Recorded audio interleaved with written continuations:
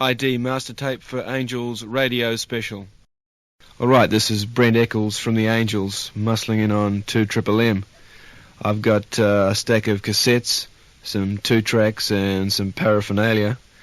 And I'm going to play some rock and roll, talk to a couple of people, and generally get devious.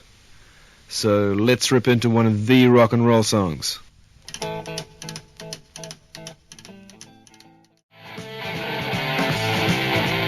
Yo, that was ZZ Top, La Grange, and this is Brent Eccles on 2MMM. That song always reminds me of Phil Rudd, ex-AC/DC drummer. He took me out on his boat once, and on board he had a 600-watt car stereo system. He played La Grange at death volume at least a dozen times. It pumped. Alright, speaking of bands that pump, here's some classic Rose Tattoo.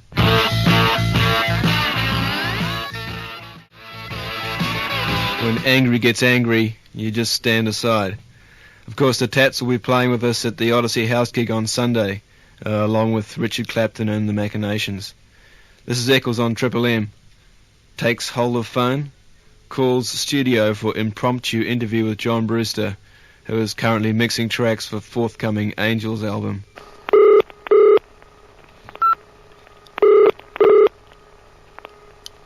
Hello, studios. Oh, yes, is John Brewster there, please?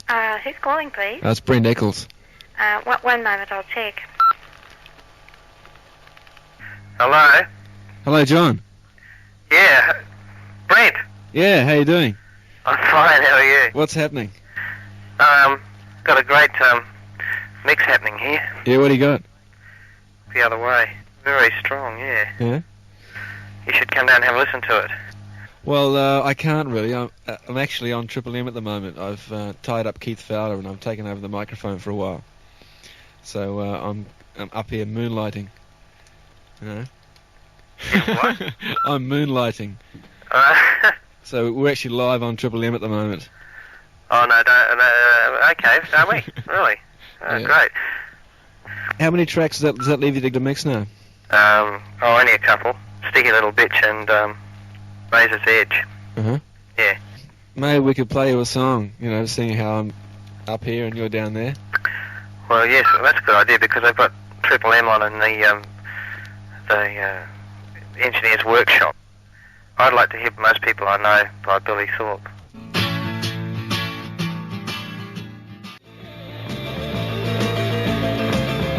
This is Brent Eccles from the Angels creating havoc on MMM. One of the people we had the pleasure to work with whilst recording our last album, which is due for January release, by the way, was Ashley Howe, who produced a record. He's an Englishman. He had this strange habit of singing ideas for arrangements onto a Walkman and then playing them back to us at rehearsals. Well, I managed to rip off one of his tapes. Here's what we call the Ashley rap. So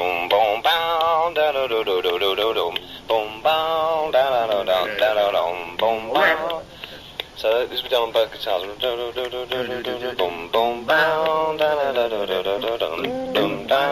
the chorus? Yeah. That's the chorus, and then I could lead into the for the second verse. That'll break up the second verse a bit.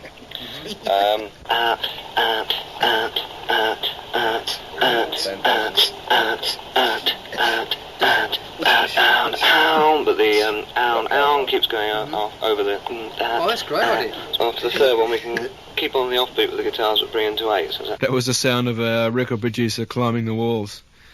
Ashley Howe actually is a very talented producer, in my opinion. He put in lots of long hours with us and came up with some great ideas. And he's worked with a lot of people in the past too, from Cliff Richard to Uriah Heep. But my favourite thing he's done was the vocal arrangements on Queen's Bohemian Rhapsody. Is this the real life? Is this just fantasy?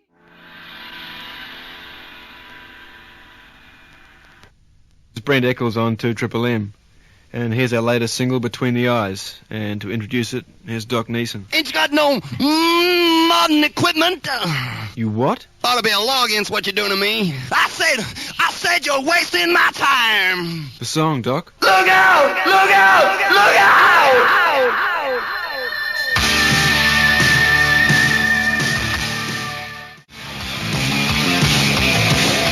Right, left, right, do this, do that, don't do it now, do this, do that, go to your homes, it's coming down, it's coming down, it's... Doc, you've got a tape. Here, 1977, at the Horden Pavilion, the Angels, live.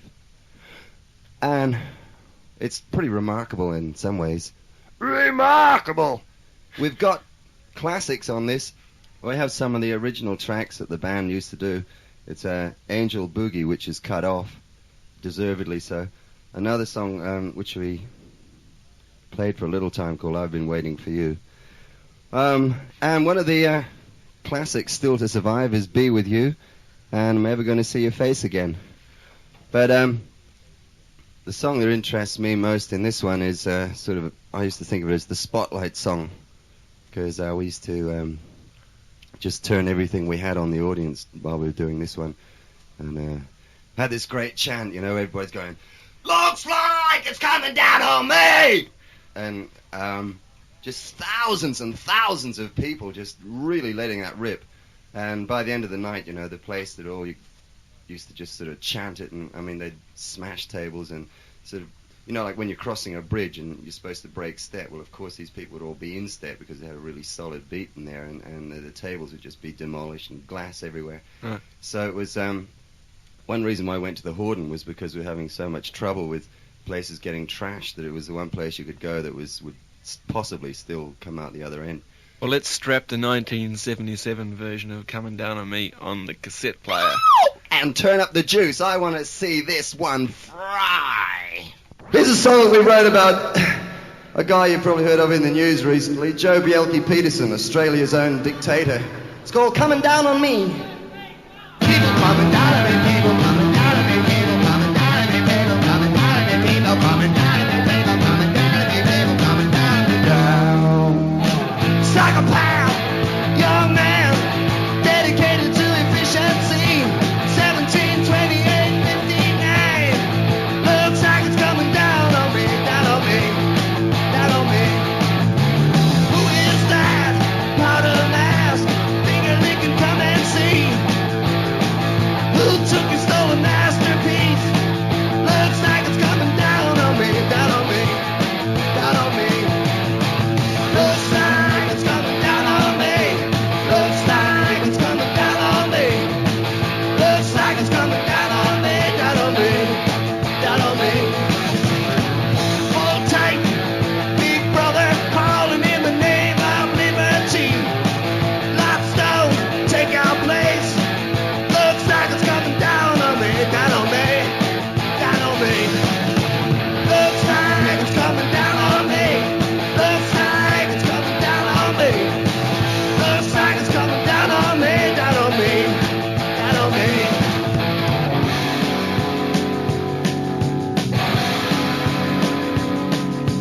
Never so many, or watched by so few, for so long, by so much, for a big brother.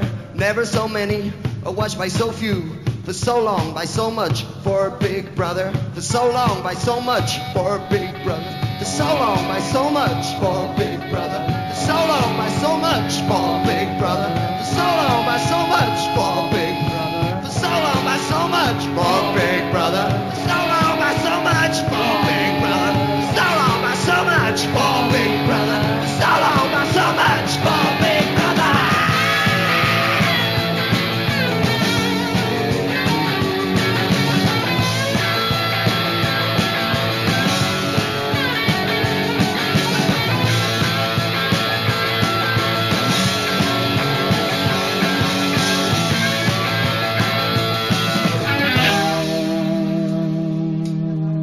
Looks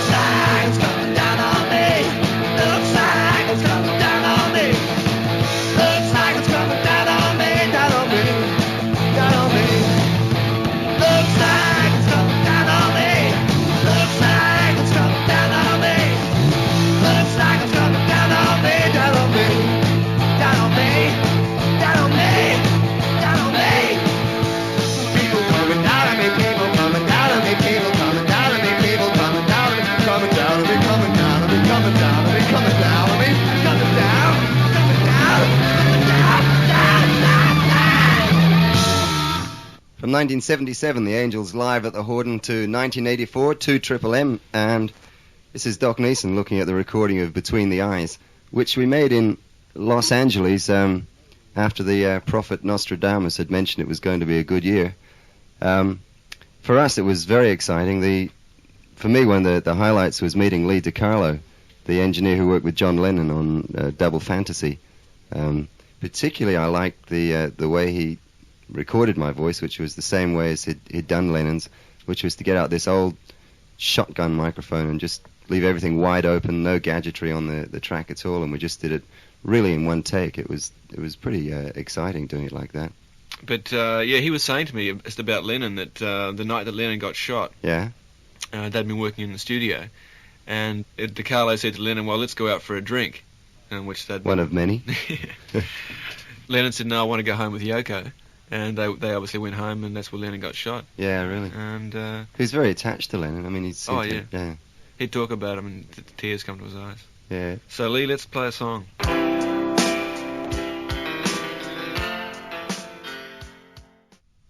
This is Brent Eccles from the Angels on Triple M. I'd just like to play one more song. Here's the B-side from Between the Eyes, a song written by Rick Brewster, Dead Man's Shoes. Hi there, I'm take number 3.